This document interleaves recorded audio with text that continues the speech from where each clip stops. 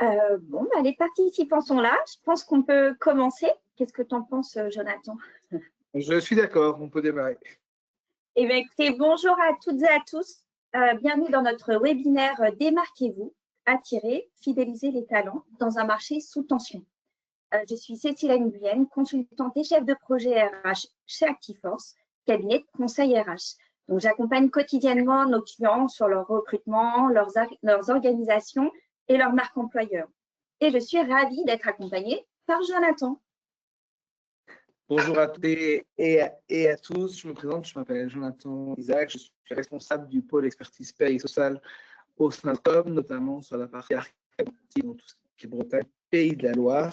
Et on parle beaucoup d'attractivité RH aujourd'hui, mais trop peu de la cohérence sociale, la paie, les avantages, les règles internes. Et donc aujourd'hui, on va essayer pendant ce webinaire de réconcilier tout ça. Alors, Jonathan, on a un petit souci de micro. Parfois, tu es un peu coupé. Alors, je m'excuse un peu pour les auditeurs. De réseau ce sont les aléas techniques du live.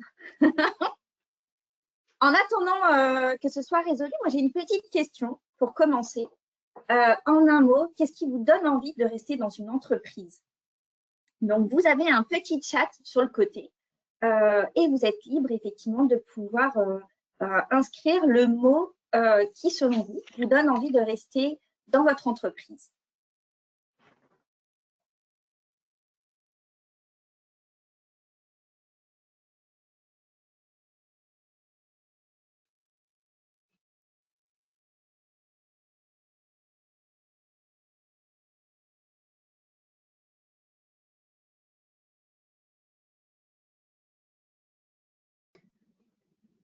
Hop, alors, est-ce que Jonathan, toi, qu'est-ce qui te donnerait envie de rester dans une entreprise? Moi, je dirais que c'est la reconnaissance pour moi, si je devais mettre un mot en avant. Ok. Et pour toi? Moi, ça serait, je pense, moi, c'est plusieurs choses, mais on a dit un mot. Donc, je dirais que ça serait le sens. Avoir du sens dans ce que je fais voilà, au quotidien. Donc, on vous a préparé un petit sommaire. Donc, on va voir ce qui attire vraiment en 2025. Les 6 leviers donc, qui boostent vos recrutements, les vraies raisons des départs, comment transformer vos promesses RH en preuves, les 7 zones clés, donc la paye, les RH, la RSE, et enfin, donc, les actions simples à mettre en place dès demain. Donc, comme je disais, le marché donc, a changé. Je pense que vous l'avez également constaté. Les attentes candidats, donc, elles ont changé en même temps que le marché et donc le rapport de force également. Donc, aujourd'hui, les talents donc, choisissent les entreprises, l'expérience, mais aujourd'hui, il faut également donc, fidéliser. Donc, on a quelques chiffres par rapport à ça. Jonathan, tu peux changer de slide, s'il te plaît. Donc, on a aujourd'hui 70% donc, de candidats qui sont open to work, donc ouverts sur le marché. Certains qui sont plus ou moins visibles. Hein, vous connaissez sûrement la bannière sur LinkedIn open to work, donc pour les salariés ou les candidats donc, qui sont à la recherche d'un emploi. Un recrutement donc, sur 3 aujourd'hui échoue. Et un départ vous coûte en moyenne 6 à 9 mois de salaire, donc, ce qui représente quand même une somme plutôt conséquente. Et une annonce donc élue en moyenne 12 secondes. Donc, la question n'est plus comment trouver des candidats, mais comment les convaincre et les fidéliser. Oui, en effet, c'est tout secteur confondu, les collaborateurs veulent apprendre, être reconnus, j'en parlais tout à l'heure, travailler avec un manager qui va être cohérent et surtout se projeter avec un projet entreprise. Et quand ces critères disparaissent, ils s'en vont. Exactement. Donc, ce qui donne envie aujourd'hui en 2025, donc en fait, ce sont les attentes qu'ont chacun des candidats et peut-être vous-même. Aujourd'hui, les candidats, concrètement, ils veulent un manager, du sens, un cadre clair et un process fluide. Donc, ils sont, selon un sondage récent, 58% d'entre eux veulent du sens, donc ils sont un peu comme moi. 72% un manager inspirant, 50% un process fluide et 65% lisent les avis en ligne. Est-ce que c'est le cas pour toi, Jonathan, quand tu recherches un emploi ou quand tu recherches un emploi? Je pense que le process est quand même hyper important aujourd'hui. Trop d'entretiens tue le recrutement. Il faut que ce soit rapide, efficace, que les choses soient comprises, que le poste soit compris, que le cadre, on en parlait tout à l'heure, du cadre salarial, avantages, rémunération, fonctionnement interne soit clair pour que ça puisse permettre justement aux gens de savoir où ils arrivent et surtout d'avoir, on va dire, un parcours d'intégration qui soit bien clair et bien défini dès le départ. Ça évite d'avoir d'éventuelles mauvaises surprises qui engendrent de la déception et qui engendrent parfois des ruptures de période d'essai ou des départs après cette période d'essai. Donc, c'est hyper important pour moi que le process d'intégration soit clair et que les bases de départ soient posées. Effectivement. Donc, en fait, il y a 3 mots à retenir. Donc, 3 priorités à mettre en avant. Donc, la clarté, la cohérence et l'humanité. Donc, c'est vraiment 3 points qui sont très importants. Et on verra effectivement un petit peu plus loin comment on peut les mettre en pratique. Donc, il y a 6 leviers qui peuvent aujourd'hui booster vos recrutements. Donc, effectivement, une annonce orientée candidat. Donc, auparavant, on décrivait l'entreprise, l'émission, etc. Donc, aujourd'hui, quand on rédige une annonce, il faut la rédiger pour le candidat. Donc, comment il se projette, qu'est-ce qu'il attend. Donc, c'est vrai qu'effectivement, c'est plutôt aujourd'hui le candidat qui va être client, celui à attirer. Il faut donc lui apporter une première réponse en 48 heures, donc toujours préserver son image, qu'elle soit positive ou négative, qu'elle soit automatisée ou pas, une réponse en moins de 48 heures. Un manager visible, impliqué, donc effectivement, l'annonce doit transmettre ou transpirer la culture managériale de l'entreprise. Après, dans l'idéal, peut-être un mot ou 2 sur le manager, donc sur le poste en question. Une communication donc, qui va être authentique, une communication qui vous ressemble. Par exemple, une entreprise va parfois utiliser des communications plus orientées vers la génération Z, d'autres plutôt sur des seniors. Donc, effectivement, la communication doit être cohérente par rapport à la culture de votre entreprise. Et un sujet donc, qui va être d'actualité, la transparence salariale. Donc, effectivement, c'est vrai que certains clients nous demandent de ne pas faire transparaître le salaire par rapport aux collaborateurs en interne, etc. Mais c'est très important, effectivement, que le collaborateur puisse se situer par rapport à son équipe et puis même lui, effectivement, savoir s'il doit postuler ou pas. C'est important, effectivement, de rendre la rémunération visible, au moins sur vos annonces. Et également, donc, de mettre en place une RSE et une QVT, donc qui sont visibles dès l'annonce.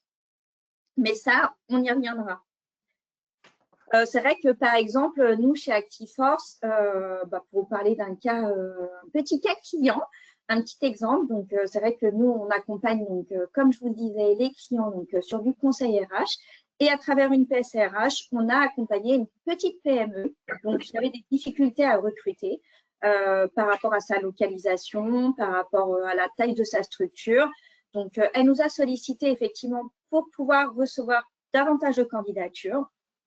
Et à travers donc, une méthodologie, un process qu'on a mis en place, nous avons mis 4 semaines donc, pour recruter, alors que l'entreprise n'avait pas de candidat depuis 6 mois. Donc, nous avons retravaillé l'annonce pour la rendre plus attractive.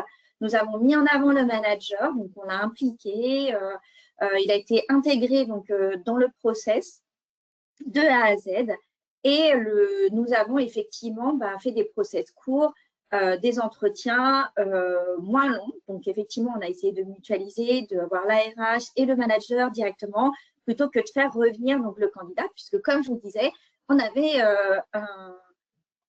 un léger souci de mobilité, mais qui n'en était plus, puisque, effectivement, nous avons donc qualifié 3 profils en 4 semaines et ça s'est conclu par une embauche.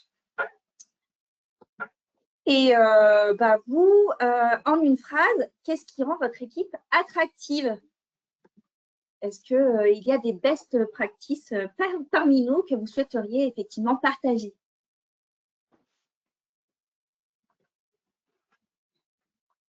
Mais je pense quand même, Cécile, que l'environnement de travail, en effet, quand on met en avant, quand on rend visible l'équipe avec qui on va travailler, notamment le manager qui va un peu driver l'équipe, c'est quand même quelque chose d'assez important de connaître dans le cadre des choses. Donc, en effet, je pense que mettre en avant les personnes avec qui on va travailler au quotidien, c'est un bon point, comme d'impliquer aussi les managers ou même les collaborateurs dans des phases de recrutement, des fois pour rencontrer des candidats dans les dernières phases, peut être un atout pour expliquer, on va dire, dans le concret le poste, dans le concret les attentes et voir si le relationnel va matcher, comme on dit. Donc, c'est intéressant. Et la grande question, c'est sur ce recrutement, il est toujours en poste aujourd'hui?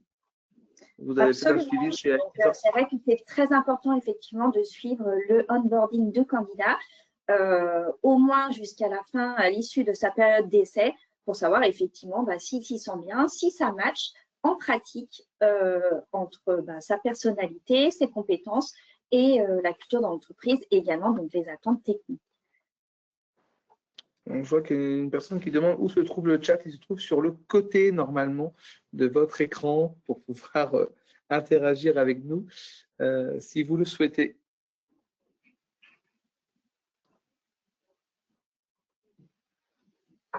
Donc, de toute façon, on vous laissera un temps à la fin du webinaire. On vous a prévu évidemment un question-réponse et on essaiera effectivement de répondre à l'ensemble de vos questions à ce moment-là.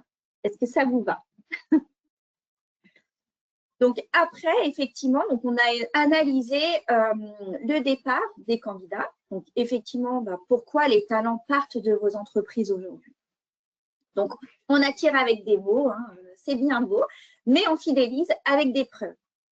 Donc les causes réelles des départs aujourd'hui, c'est effectivement un manque de reconnaissance, un manque de clarté sur les missions, sur l'environnement de travail, l'ambiance des équipes, un manque de perspective, quelqu'un qui vient en poste effectivement, mais finalement, quand il réfléchit, il se dit en fait sur quoi je vais me projeter sur le long terme si j'ai envie de rester, est-ce qu'il y a des perspectives d'évolution en termes de mission ou même de poste ou même de salaire, un manque d'équité, un décalage entre la promesse et la réalité. C'est ce que je vous disais, effectivement, l'important, c'est de rédiger une annonce qui vous ressemble et en entretien, de ne pas survendre effectivement l'entreprise pour qu'en fait, le candidat, une fois sur place, ne se dise pas qu'on lui a vendu du rêve et que la réalité est tout autre. Donc ça, c'est le réel danger.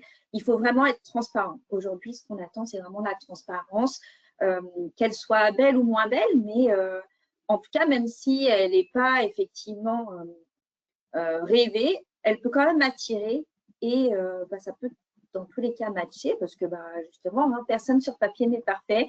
Et c'est effectivement quand on fait la liste de ce qu'il y a, de ce qu'il n'y a pas, de savoir moi, effectivement, sur quoi je vais pouvoir faire des concessions ou pas. Donc, c'est jamais… toujours une image, Cécile, j'ai toujours une petite image sur l'entretien et sur la suite, c'est de dire toujours que l'entretien, c'est un début de relation qui va amener vers un mariage. Le mariage, ça va être la relation de travail.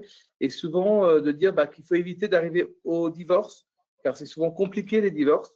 Donc, c'est là que des fois, la partie sociale, droit social, l'égalité arrive. Donc, c'est important, en effet, que le mariage reste beau. Et pour qu'il reste beau, il faut que le cadre de départ soit le plus posé et que l'envie continue de rester. On va faire un parallèle avec le mariage. J'aime beaucoup cette image. Et effectivement, c'est jamais qu'une question de salaire. Donc, c'est vrai que parfois, on peut se dire, c'est le salaire qui fait que le collaborateur ne reste pas, on ne peut pas l'augmenter tous les ans, etc. En fait, c'est vraiment une question, effectivement, de cadre et de cohérence. Donc, moi, je vous ai fait un petit mémo avec des lettres faciles à retenir. Donc, je vais appeler ça le modèle ABCSR, donc la petite boussole de fidélisation. Donc, la lettre A, c'est attirer, donc même après l'embauche. B, donc on va parler de bien-être et de QVT. C, avec les compétences et le développement. Et le S, avec le sens et la vision. et le R sur la responsabilité. Donc, en fait, une fois que vous avez bien appliqué, on va dire, ces 5 lettres, vous pouvez quand même être garanti que votre candidat sera épanoui au sein de votre entreprise. Donc, c'est un modèle simple, c'est complet, c'est opérationnel, mais en tout cas, c'est aujourd'hui ce qui marche. Donc, c'est pour ça que j'ai tenu à vous faire une petite slide à ce sujet. Comme ça, vous pourrez mettre un petit post-it sur votre bureau et le garder bien en tête. Et après, effectivement, le collaborateur n'est pas si facile. Hein, il ne suffit pas de remplir cette boussole de fidélisation. Donc, c'est pour ça qu'on va voir ce que veulent aujourd'hui les collaborateurs. Donc, effectivement, ils ont des attentes pour être fidélisés. Donc, une fois qu'ils sont arrivés chez vous, que vous avez réussi effectivement à vous mettre d'accord et à signer au moins un premier Pacs, pas tout de suite le mariage, mais au moins le Pacs. Donc, il y a quand même des attentes. Donc, effectivement, ils attendent l'équité interne, des règles claires. Ça marche aussi pour les missions. Une reconnaissance rapide, parce qu'effectivement, quelqu'un qui travaille toute l'année et qui est reconnu sur son travail qu'à la fin de l'année, lors de son entretien annuel ou plus tard, au-delà de 2 ans, 3 ans, donc c'est inefficace. Donc, effectivement, il faut quand même reconnaître très rapidement quand un collaborateur, effectivement, performe ou fait bien les choses. Donc, c'est vrai que c'est important d'avoir même un merci, un bravo, d'être félicité. Rien que ça contribue effectivement à fidéliser un collaborateur. Et également, donc, une sécurité sociale interne et une paye sans erreur. Parce que c'est vrai qu'on n'est pas tous experts de la paye, même si elle a été simplifiée. Mais c'est vrai que quand il y a un petit peu d'erreur, ça a souvent une répercussion sur le petit montant à la fin. Et ça peut parfois créer quelques tensions. Mais bon, je crois que Jonathan a dans sa petite mallette quelques petits points pour nous y aider. Tout à fait, notamment sur la partie paye, mais je vais quand même préciser que la paye a beau avoir été simplifiée sur le papier ou sur le visuel, elle reste quand même encore aujourd'hui complexe dans ce que le salarié ne voit pas, ça veut dire tout ce qui est paramétrage. Petite parenthèse. Donc moi, je vais juste reprendre avec vous, on va dire les 5 fondamentaux sociaux de ce qu'un collaborateur peut attendre au sein d'une structure. Et je vais commencer par l'équité interne. En effet, le but de l'équité interne, c'est d'avoir des rémunérations, des opportunités, des prises de décision qui sont quand même perçues comme justes par l'ensemble des collaborateurs. Comment le faire? On va dire quelques pistes ou quelques arguments pour pouvoir arriver à cette équité. C'est toujours essayer de cartographier les fourchettes salariales par métier, par niveau de classification et vérifier les écarts, notamment par les critères d'ancienneté, de performance ou encore de marché. On le voit aujourd'hui, je rappelle toujours à nos clients, quand vous avez de nombreux salariés, ou en tout cas plusieurs salariés, que ce soit plus ou moins de 10, c'est toujours de regarder une échelle de salaire entre celui qui a le plus et celui qui a, on va dire, le moins, et voir s'il y a une cohérence par rapport aux missions attendues pour chacun et par rapport à ce que vous attendez en termes de performance, en termes de réalisation. Tout le monde n'est pas au même niveau, c'est tout à fait normal dans le monde de l'entreprise. Par contre, il faut qu'il y ait une justesse dans cette partie de rémunération.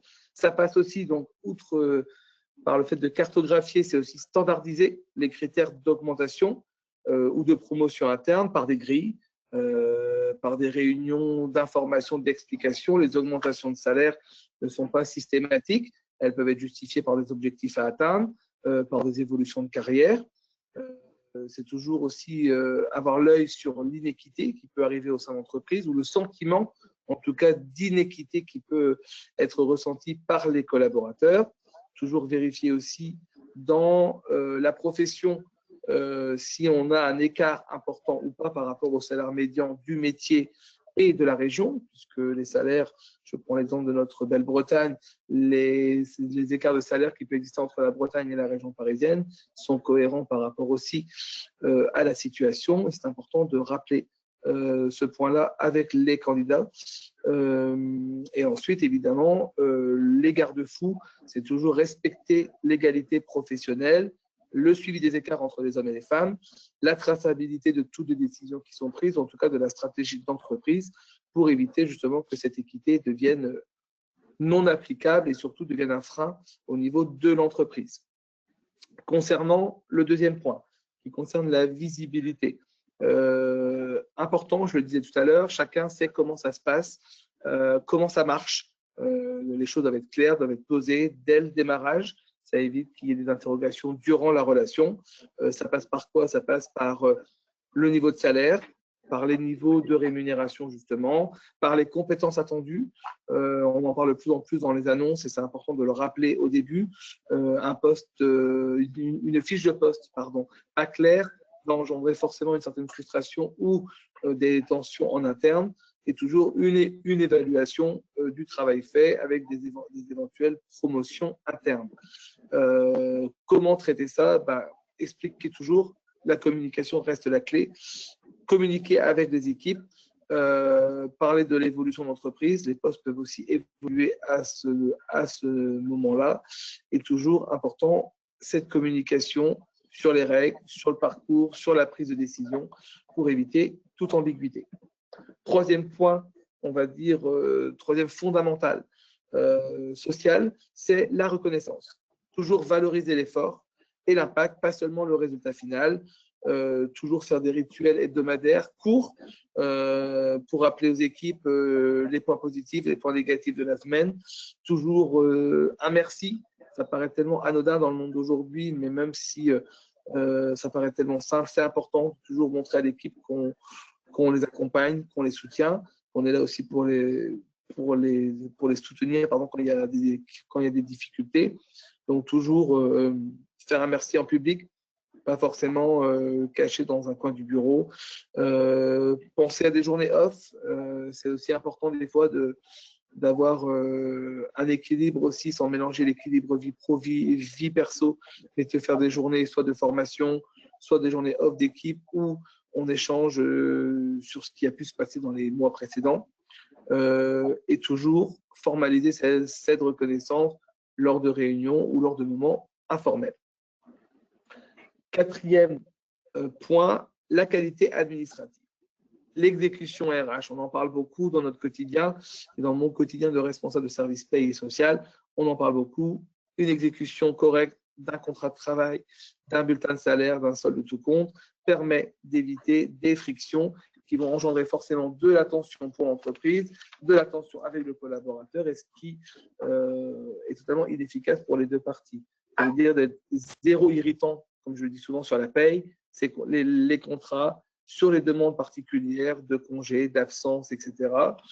Toujours cartographier les moments qui comptent, rappeler les dates de paye, le formalisme, le process quand on s'absente, ça évite des échanges, rappeler la transmission des éléments, par exemple dans les contrats de travail sous 48 heures, des attestations sous 72 heures, faire toujours des checklists pour suivre ce qui se passe pour chaque collaborateur et éventuellement, si difficulté, si anomalie, par exemple, au niveau du bulletin de salaire, faire un audit rapide mensuel et apporter des correctifs de manière immédiate, ne pas reporter au mois suivant, ça peut générer de la frustration. Éviter évidemment les indicateurs de cet élément-là, on va dire, du maintien de la paye, c'est éviter d'avoir un taux d'erreur important, respecter les délais de réponse. On estime 48 à 72 heures reste un délai suffisant. Et puis, toujours faire ce suivi administratif individuel pour chaque collaborateur. Et pour terminer dans les 5 fondamentaux sociaux, je dirais le cadre légal et je dirais toujours sécuriser sans rigidifier. Ça veut dire avoir une conformité légale qui est claire, accessible pour tous les collaborateurs et appliquée de façon cohérente. Ça veut dire une politique RH par sujet, régler la question du temps de travail, régler la question du télétravail, les sanctions disciplinaires quand il est nécessaire, le traitement des données personnelles et toujours avoir cette politique traitée soit par des notes de service, soit par de l'information directe aux collaborateurs et toujours avoir une vision quand même positive du monde du travail, mais il faut aussi penser au côté négatif, toujours avoir une traçabilité des validations, notamment de congés, d'absence ou autres, d'avoir le consentement du salarié quand on fait une évolution. On modifie le temps de travail, on modifie les règles du télétravail, avoir le consentement du salarié sur des notes de service avec liste d'émargement, sur des registres importants. Et évidemment, avoir des managers qui soient formés à ce cadre légal, notamment avec des bases de droit du travail, des réflexes, justement pour éviter d'apporter des fois une réponse partielle, voire erronée, aux collaborateurs, et ce qui évite d'avoir trop de tension. En résumé, sur ces 5 fondamentaux sociaux, je dirais pour les risques à éviter, avoir une équité sur le papier, c'est bien éviter des dérogations fréquentes. Pourquoi vous faites une dérogation? La documenter. Reconnaissance uniquement pécuniaire à éviter, il faut diversifier la reconnaissance en termes de développement personnel et professionnel, en termes de temps consacré à chaque collaborateur et en termes de réunions ou d'échanges en public. Et dans le cadre légal, faire du copier-coller, comme je le dis souvent, sans contextualiser pour chaque personne, c'est dangereux. Il faut adapter le cadre légal au métier et aux accords qui existent dans chaque entreprise. Voilà le détail, on va dire, ou les conseils ou les points importants pour maintenir la fidélisation, à mon sens, des collaborateurs et ce qu'ils attendent vraiment pour éviter justement d'arriver sous tension. Super, merci beaucoup Jonathan. D'ailleurs, j'ai un cas client, il faudrait que je t'embauche sur ce sujet. Et ben, écoutez, maintenant, on va voir effectivement ce que c'est la promesse par rapport à la réalité. Donc, effectivement, le facteur clé, comme vous l'avez compris, sur tout repose, c'est la cohérence. Donc, effectivement, la cohérence est le vrai facteur aujourd'hui de fidélisation. Donc, n'est-ce pas, Jonathan? Tout à fait. En fait, pour rendre les promesses visibles, je dirais il y a 4 actions à mener. Les traduire en actions concrètes, communiquer avec transparence, on en parlait au tout début, la transparence reste importante, installer des rituels sociaux au niveau d'entreprise, important, et faire de la paye un levier de confiance. La paye, on le voit régulièrement chez nos clients, la paye peut être une source de conflit ou de tension. Il faut aujourd'hui que ce soit un cadre normal, en tout cas normalisé, qui ne devienne plus une tension pour les dirigeants ou pour les managers. Et donc, je vais détailler rapidement chaque sujet, notamment traduire en action concrète une promesse claire.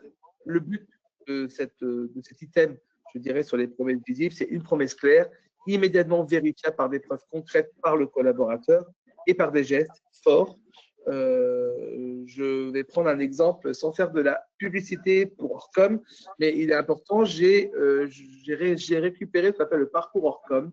C'est le guide que l'on transmet à tous les collaborateurs quand ils arrivent, mais quand ils sont là aussi. Ça permet de savoir ce qui est attendu, ce qu'Orcom peut proposer.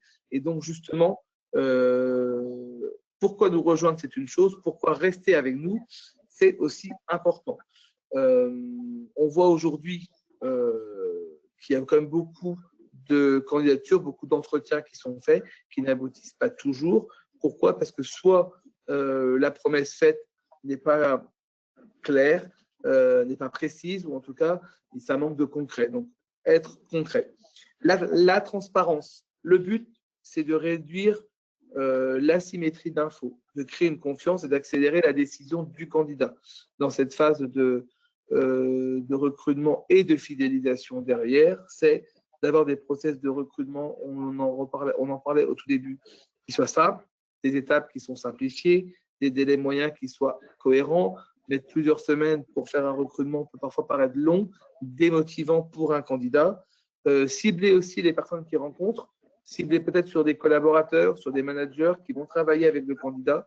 Ça permet d'avoir des gens terrain et ça permet surtout d'être plus direct. Être clair dans des fourchettes de rémunération par rapport au profil, sur les variables qui peuvent exister au niveau de l'entreprise, ça veut dire des primes sur objectif, des avantages sociaux, une mutuelle avec une meilleure prise en charge, des chèques cadeaux, des chèques vacances, des titres restaurants, plein d'avantages ou d'éléments supplémentaires qui peuvent convaincre le candidat, car comme je le dis toujours à nos clients, la rémunération, le salaire de base, on va dire ce qu'on négocie quand on arrive, n'est pas le seul élément de rémunération. Il peut y avoir plein d'autres avantages sociaux qui peuvent être mis en place en fonction des profils, de l'évolution et des souhaits managériaux au niveau de l'entreprise. Les règles claires aussi dans cette transparence sur le temps de travail, être clair sur le télétravail, ce qui est attendu en télétravail. Je le dis souvent sur le ton d'humour, on n'est pas dans du télé.travail, on est dans du télétravail, ce n'est qu'un seul mot. Le respect des horaires, le respect du temps qui a pu être fait en plus par la récupération, du repos ou autre, et toujours être clair sur les objectifs attendus, sur les livrables attendus auprès des clients de chaque entreprise et sur l'accompagnement que l'on fait de chaque collaborateur. Ça, c'est pour la partie communiquer avec sur les rituels sociaux réguliers. Le but de ces rituels, qui peuvent parfois être considérés comme une perte de temps, ça reste quand même de souder, de transmettre la culture d'entreprise, d'être clair sur cette culture d'entreprise aussi et de diffuser l'information. L'information ne doit pas être uniquement descendante, elle peut aussi être transversale et donc respecter la promesse, on va dire, d'une certaine transparence. Comment mettre en place des rituels? Alors, quelques exemples. Je vais prendre l'exemple que nous pratiquons chez Orcom avec le onboarding et le parrainage qui dure pendant 2 ans, où on a un collaborateur de l'entreprise ici et qui accompagne le collaborateur intégré, je dirais.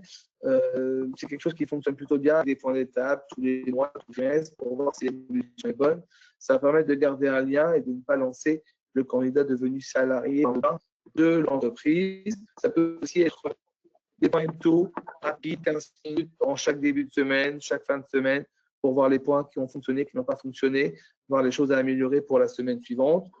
Autrement, c'est aussi faire des petits déjeuners ou des cafés métiers, comme je dis souvent, c'est-à-dire se poser avec son équipe pendant 1 heure, avoir un échange qui ne peut pas être totalement informel et qui permet de ressouder, ou en tout cas de renforcer les liens.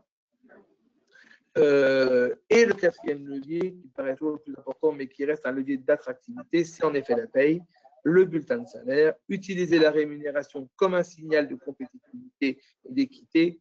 Oui, c'est le but premier de la rémunération dans la vision employeur et manager.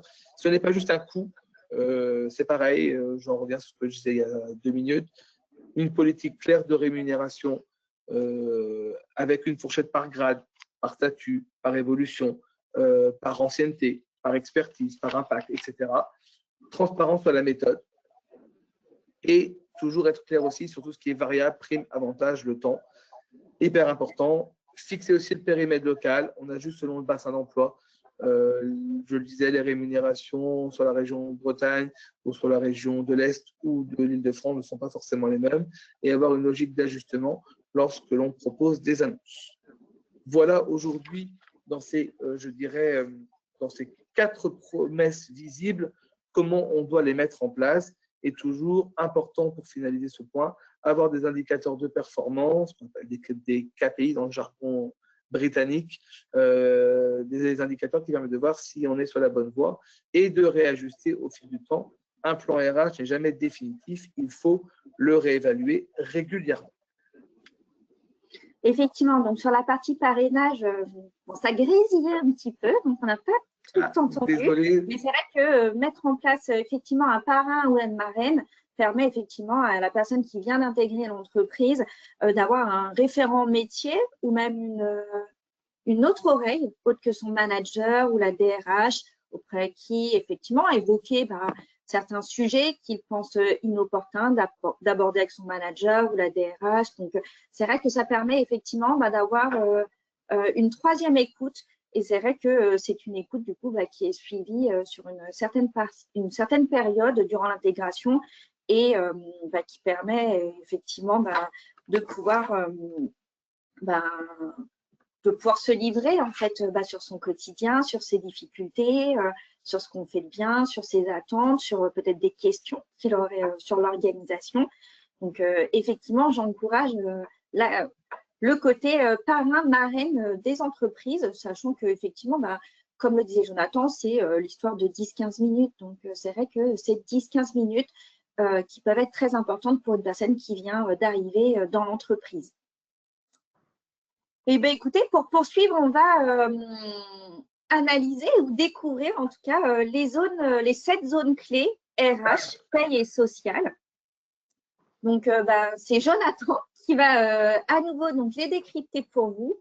Et donc, ce sont 7 zones où aujourd'hui tout se joue pour l'entreprise et le candidat. Vous remarquerez quand même que dans le temps de parole, l'équité homme-femme n'est pas bien respectée. Je ne ferai pas de commentaires supplémentaires. Merci Cécile pour cette transition. Donc en effet, Cécile vient de vous le dire, donc cette zone qui structure la cohérence sociale d'une entreprise. Pour chaque zone, on va avoir la même logique, la promesse, l'application, je dirais, en paye et les points de vigilance à respecter pour ne pas aller forcément trop loin. Donc nous allons commencer par ce premier domaine où tout peut se jouer, qui est la rémunération fixe et l'équité interne. En effet, donc, comme on le voit sur le support, on paye pareil pour un travail similaire. Par l'absence de surprise engendre la confiance. La promesse, en effet, c'est une transparence, des grilles de salaire, des grilles salariales qui sont claires, soit en application d'une convention collective, soit en fonction des applications internes, plus favorables que le droit légal, et avec aussi une progression envisagée. Ça, c'est la promesse. En paye, c'est une révision des coefficients, de la classification, parfois des minima conventionnels qui se fait naturellement, et harmoniser les primes versées, éviter la prime individuelle à la tête du client. Il faut avoir une cohérence dans l'harmonisation, en tout cas des primes. Et ce point de vigilance, justement, pour qu'il y ait une cohérence et une précision sur ce qui peut être attendu. S'il y a une prime, par exemple, on pense souvent aux primes d'investissement, d'implication, etc. C'est quelque chose qui peut être factuel, analysé par un manager. Ça évite qu'on arrive dans ces points de vigilance qui est la non-discrimination entre les collaborateurs. Une traçabilité aussi sur la NAO. Donc, la NAO, c'est les négociations annuelles prévues par l'entreprise sur tout ce qui est revalorisation salariale ou avantages sociaux. Et puis, surtout, avoir cette cohérence entre la fiche de poste et, comme beaucoup d'entreprises, avoir aussi une convention collective qui s'applique. Donc, être cohérent entre le contenu de la convention collective et la fiche de poste applicable au niveau de l'entreprise. Premier item sur la rémunération et sur l'équité. Maintenant, on arrive sur la deuxième zone, on va dire, qui sont les éléments variables et la reconnaissance. Récompenser vite, récompenser juste. Oui, il est important de ne pas reporter une reconnaissance d'un collaborateur. On estime aujourd'hui qu'un collaborateur qui est récompensé, on va dire, trop tard, dans les semaines, dans les mois qui suivent, donc souvent dans les mois suivants, parce que si on parle d'une prime, c'est versé souvent sur le bulletin de salaire du mois, trop tard va perdre trop d'impact. Tout comme quand on est sur des versements de primes, des fois elle se noie dans le bulletin de salaire. Donc il est toujours important de communiquer, à mon sens, avec le collaborateur quand on lui verse une prime, de lui dire voilà le bulletin de salaire que tu vas recevoir. Tu vas avoir un salaire qui va être un plus important ce mois-ci. Pourquoi? Parce que j'ai mis une prime. Le versement automatique ou systématique rend aussi obsolète l'impact d'une prime variable. Donc, toujours important d'avoir cette communication et de faire remarquer aux collaborateurs que vous avez versé une prime. Je prends l'exemple toujours des primes de partage de la valeur, des primes Macron, qui étaient encore intéressantes jusqu'à l'année dernière. Je conseillais toujours aux clients de la verser, même si elle a été mise sur le bulletin de salaire, de la verser à part. Ça permettait aux clients même d'aller jusqu'au chèque des fois, d'obliger le salarié, surtout quand les primes étaient conséquentes, d'aller déposer le chèque, de se rendre compte qu'il y a eu un plus en plus du salaire. Ça évite des fois de dire ça devient normal, cette normalité. La promesse, c'est une reconnaissance rapide, toujours pareil, toujours maintenir le niveau régulièrement, maintenir la motivation. Pour certains, ça passe par des primes, pour d'autres, ça passe par la reconnaissance. On paye des primes sur objectif, des primes exceptionnelles. Il y a pléthore de primes qui existent au niveau des logiciels de paye aujourd'hui. Il faut qu'elles soient cohérentes, mais on peut trouver des ajustements en fonction de chaque profil. Et puis, toujours pareil, des bonus pour les collaborateurs, ce qu'on peut appeler des primes de cooptation, quand ils vantent leur entreprise pour recruter. Et surtout, pareil, des primes quand il y a cette phase de parrainage pour accompagner le filleul qui vient d'arriver. Éviter, point de vigilance, éviter les rémunérations déguisées. On ne met pas des primes pour donner du complément de salaire, on donne des primes pour valoriser le travail et pour surtout maintenir des fois pour certains une motivation. Il faut quand même que les critères soient objectivables. Pour deux collaborateurs différents, il y en a un qui l'a eu, l'autre ne l'a pas eu. Pourquoi l'un là et pas l'autre? Être clair sur la périodicité et toujours communiquer sur l'assujettissement social et fiscal, puisque du coup, il peut y avoir un impact dans les deux cas sur la déclaration de revenus ou économiquement pour le bulletin de salaire. Troisième item, l'épargne salariale. On en parle beaucoup ou bien pas assez. Le partage de la valeur, ça fidélise mieux que 200 € de plus, c'est vrai, il est important. La promesse, c'est un partage de la valeur, une fidélisation sur le long terme. Par la paye, intéressement, participation, est toujours un point de vigilance sur l'intéressement, sur la participation. L'employeur redistribue une partie de son résultat. Il faut toujours être vigilant et se poser la question avant de rédiger ce type d'accord. Mettre en place des PE, des plans d'épargne entreprise, des plans retraite, prévoir de l'abondement, etc. Tous ces éléments-là donnent du plus à la rémunération et des fois coûtent moins cher que de faire une augmentation du taux horaire qu'on ne bouge pas une fois qu'il est posé. Point de vigilance, avoir des accords qui sont normalisés, qui sont conformes, l'importance de la rédaction qui est contrôlée par les administrations, respecter les plafonds, les dates de versement et traiter l'impact dans les déclarations que l'on fait tous les mois. Quatrième item, les avantages sociaux. Ce que les candidats regardent vraiment, ça veut dire le package, c'est du vécu, pas du marketing.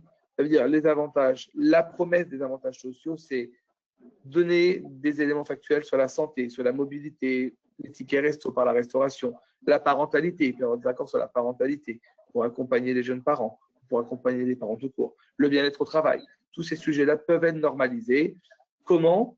Soit par la mise en place d'avantages en nature, des avantages véhicules, logements, sur les nouvelles technologies, des remboursements, transport, télétravail. Transport se propage beaucoup dans les villes. Mettre en place des titres restaurants, des chèques séduits, des chèques cadeaux, des bons d'achat, avoir une mutuelle compétitive avec une prise en charge employeur qui peut dépasser le cadre de 50%. Mettre en place aussi des régimes de prévoyance plus protecteurs en cas de difficultés de santé ou de décès éventuel. Et toujours ce point de vigilance, une évaluation correcte des avantages, toujours les justifier en cas de contrôle, évidemment, respecter les seuils d'exonération et avoir une politique cadeau, frais, contre l'URSSAF, avoir une certaine cohérence pour éviter d'avoir voulu donner un avantage qui se retourne derrière contre vous. L'organisation du travail, le cinquième point. La flexibilité, c'est une promesse. La conformité, c'est une preuve. Très belle phrase. La promesse, c'est de la flexibilité, une confiance envers le salarié et s'adapter au monde du travail.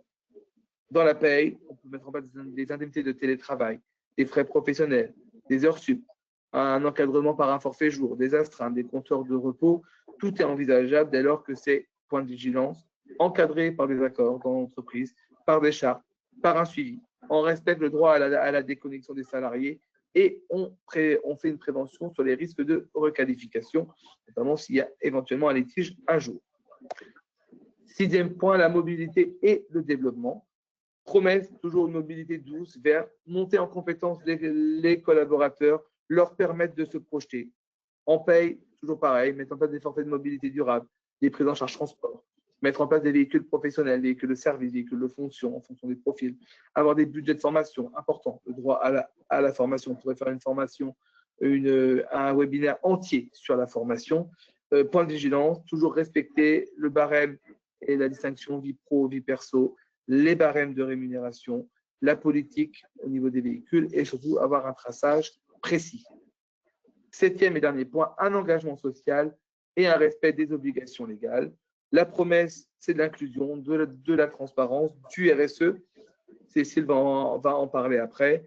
En paye, c'est toujours avoir des négociations annuelles qui soient précises, d'avoir un reporting clair et d'avoir un suivi.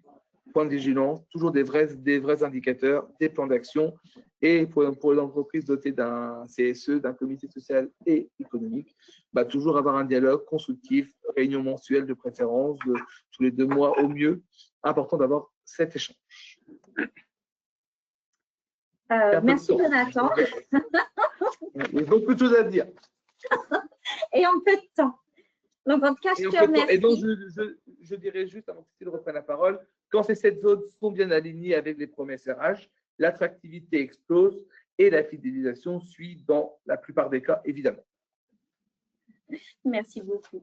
Donc, vous l'avez bien compris, l'attractivité repose sur des preuves concrètes. Hein, et Jonathan vient de vous les présenter à travers ces 7 zones. Donc, c'est effectivement, moi, je voulais revenir sur la RSE, puisque je vous avais dit en ouverture que moi, ce qui m'intéresse effectivement, c'est d'avoir du sens. Et la RSE, donc, en fait partie. Donc, en fait, la RSE, c'est quoi? C'est la responsabilité sociétale des entreprises. Donc, cela consiste à agir de façon responsable envers les salariés, l'environnement et la société, tout en restant évidemment performante. Donc, la RSE aujourd'hui influence aujourd'hui la confiance, l'engagement et la loyauté des collaborateurs. Donc, effectivement, il n'y a pas besoin de grandes actions. Je ne vais pas y trouver du sens si effectivement on refait tous les bâtiments afin qu'on consomme moins, etc. Mais c'est vrai qu'il y a aussi des petites actions, des moyennes actions. Donc, voilà. En tout cas, ce qui compte, c'est que ce soit visible et que ce soit cohérent et incarné. En fait, que les projets à travers la RSE me ressemblent et me correspondent. Pour finir, pour conclure, donc j'espère que vous avez bien retenu les 3 messages clés. Donc, effectivement, il faut attirer à travers une promesse claire. Je ne le répéterai suffisamment jamais assez.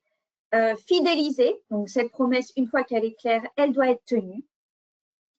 Et comme Jonathan nous l'a présenté, donc il faut effectivement une cohérence, donc RH, paye, RSE, pour créer une confiance durable entre l'entreprise et les collaborateurs. Oui, et je répète toujours que la confiance compte aujourd'hui plus que le salaire. Souvent, il est important de mettre en place cette vraie confiance avec une cohérence, paye, sociale, suivi RH, etc. Et c'est aussi pour ça que au niveau d'Orcon, nous avons différents services, un département paye, un département social et aussi un département avec Actiforce qui permettent de répondre, on va dire, à toutes ces problématiques. Et tout cela doit être en cohérence pour justement maintenir cette confiance avec les collaborateurs. Parfait, merci pour cet ajout, pour ce petit mot de la fin. Pour terminer, comme je vous l'avais dit, place aux questions et aux réponses. Si vous avez des questions, n'hésitez pas à les indiquer sur le chat si vous avez réussi à le trouver. On va vous laisser quelques minutes afin de savoir effectivement si vous avez quelques questions par rapport au sujet qu'on vient d'aborder. Alors, il y a une question de Lise qui demande s'il y a un replay possible. Oui, je crois qu'il y a un replay possible, si je ne dis pas de bêtises. Tout à fait. Et vous recevrez notre support complet avec des slides complémentaires qui détaillent plusieurs points que nous avons abordés durant ce webinaire. Est-ce qu'il y a d'autres questions en attente, Jonathan?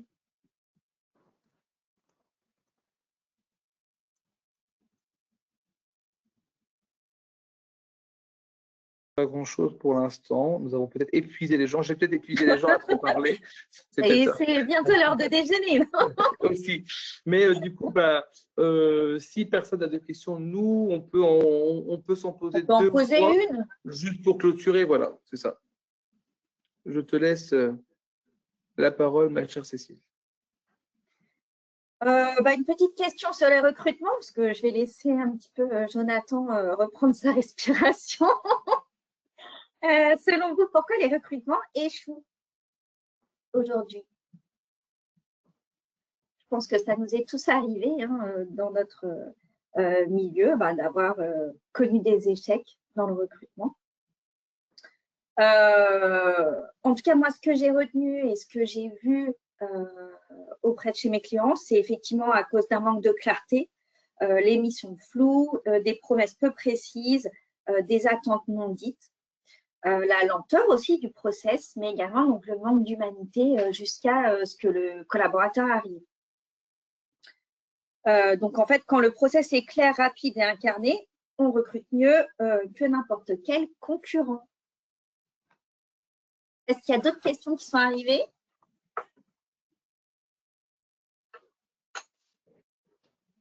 Alors, moi qui suis échec. Alors, Julien, donc il met échec de recrutement car décalage entre la promesse et la réalité. C'est exactement ça. D'où l'importance de mettre une action en place qui est assez simple, comme le disait tout à l'heure Cécile, réécrire l'annonce pour être en cohérence, on va dire, entre la réalité de l'entreprise. L'entretien est une séduction, on rentre en zone de séduction, mais la séduction ne veut pas dire le mensonge pour autant. On va essayer d'être le plus transparent possible. On sait tous, les uns et les autres, que c'est très compliqué des fois.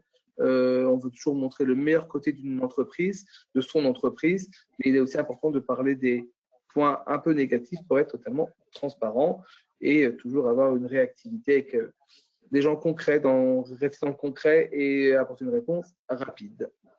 Effectivement. Et ce côté transparent marche aussi du côté candidat, évidemment. Donc, le candidat, si tout le monde est transparent, en général, on part sur une meilleure base.